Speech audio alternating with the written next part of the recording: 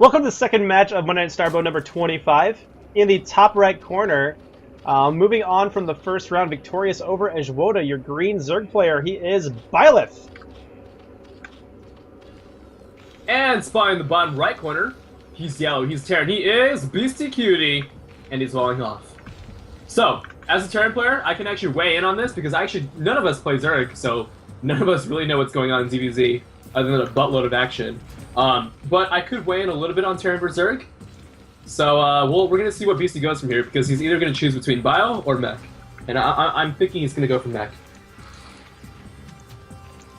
Yeah, he does do a lot of the mech style, but recently, Dirtybag does do the bio, sort of plays with the medics and marines and science vessels. So I don't know if like Beastyqt has been following Dirtybag and seeing what he's been doing, and I'm curious to see if that influences his play at all.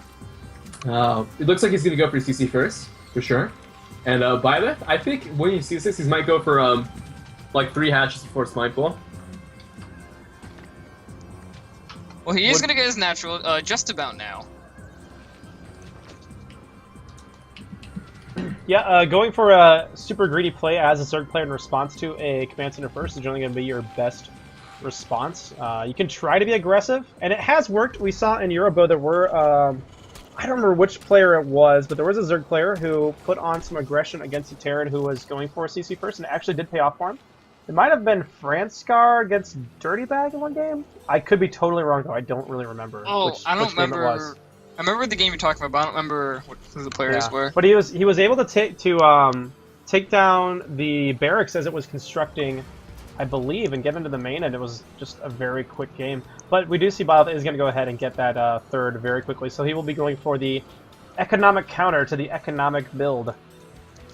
And I do like how Byleth is expanding to the top side third, because generally as a Zerg you want your bases to be spread far apart. You have your fast wings and other sort of fast mutas and whatever fast units you have.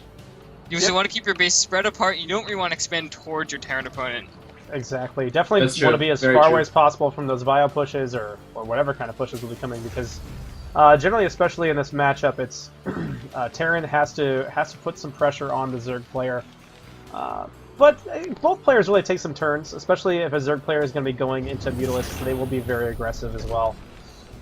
Yeah, it's kind of interesting that you mentioned that, the whole expanding pattern, because in Terran vs Zerg, depending on what the Terran is going for, is also going to determine whether or not he's going to expand towards the Zerg or not.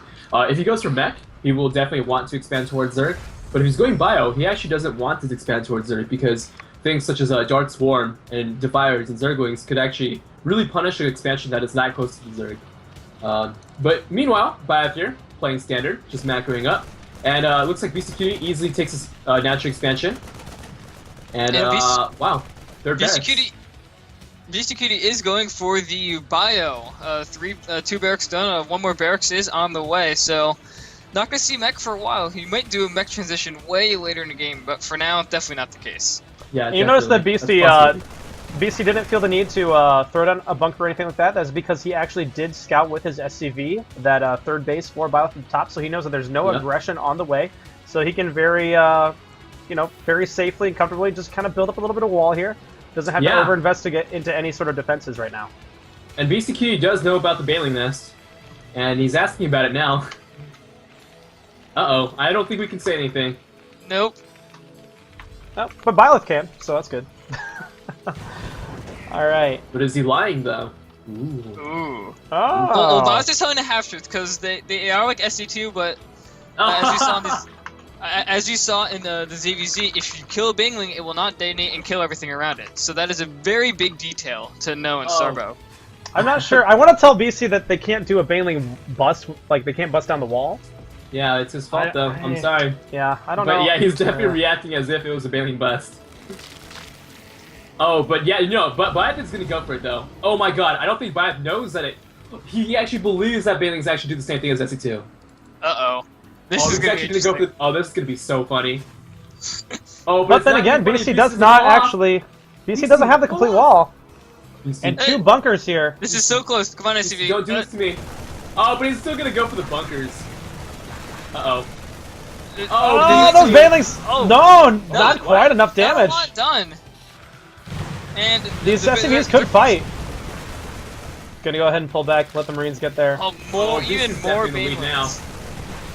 Although Beasty is able to clean this up.